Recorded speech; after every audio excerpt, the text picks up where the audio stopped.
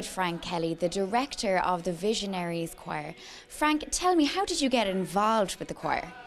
Well, Aoife, Peter Gorey and John Delaney from the Fighting Blindness had this idea of starting a music school way earlier in the year, based on something I think they saw in New York. And part of it they felt would be good to have a choir. And I have many years experience dealing with choirs, of mainstream choirs, of what you might say fully sighted people. And I'm partially sighted myself, so I have a great understanding of the issues that partially sighted singers would have. So they came to me and they said, would you be interested if we started a choir? And I said, absolutely. You get the people, I'll direct them. Yeah. And how did it move on from there? Well, we came together in September to start with, the very first Saturday of September, and Peter had been going around his friends and neighbours and people that he knew through the Fighting Blindness and the NCBI to find people who might be interested. They all came along. We didn't have any audition or anything like that. It's just they came along if they liked singing. I wake up to the sound of music. Speaking words of wisdom like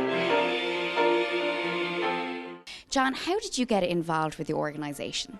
Well, I guess I was involved with the organisation from its inception back in the early 80s. Along with a group of people, we set up Fighting Blindness, and over the decades my life has changed. I went off and I trained as a psychotherapist, and in the last 2 years I was appointed to manage the Insight Counselling Service, which is part of Fighting Blindness.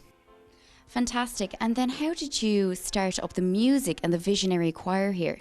Well, it was really a moment of inspiration on the part of my friend and colleague Peter Gorey. He approached me at the beginning of this year and he had an idea. He has a huge passion for music and he just believed that music had something therapeutic to offer people. Music was a way of expressing yourself congruently. And we didn't really know how we would go about working with that idea. But as luck would have it, an email came across my screen one day and it was about a conference in London on the lives of visually impaired musicians, at which there was a really fantastic presentation from the Lighthouse Institute in New York. And they've been operating for over 100 years and they've been teaching adults and children the performing arts, but in particular music. And we were so taken by what they had to say that Peter turned to me and he said, we've got to do that in Dublin. And I knew instantly he was right. We came back to Dublin, we sat down with our chief executive, we explained to her what we wanted to do, and instantaneously she said yes. To give all the love that he can.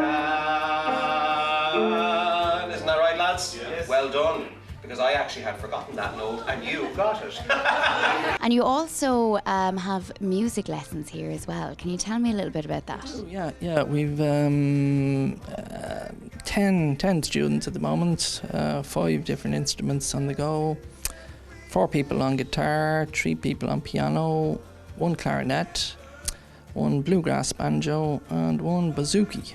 So we've a nice wide selection of instruments and 10 very keen students and 5 excellent tutors, as is the choir leader, Frank Kelly. The thing revolves really around the tutors.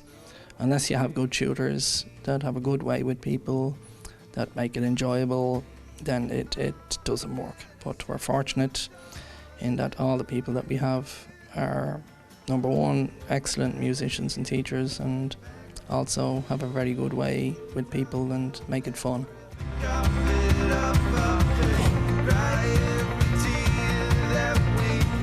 We have a monthly magazine called Visionaries. I'm with Fighting Blindness because I'm visually impaired.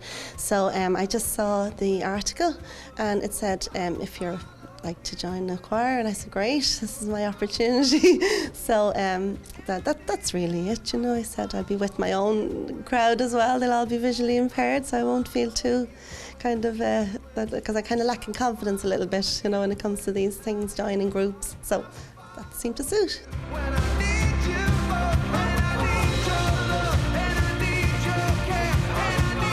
The beginning of December, we hope to sing in Dublin Airport at the lighting of the Tree of Light, which I think is an NCBI sponsored Christmas tree in Dublin Airport, and we'll sing at that. And we're also hoping to do a concert or be part of a concert in Clarendon Street Church on the 17th of December for Fighting Blindness as well.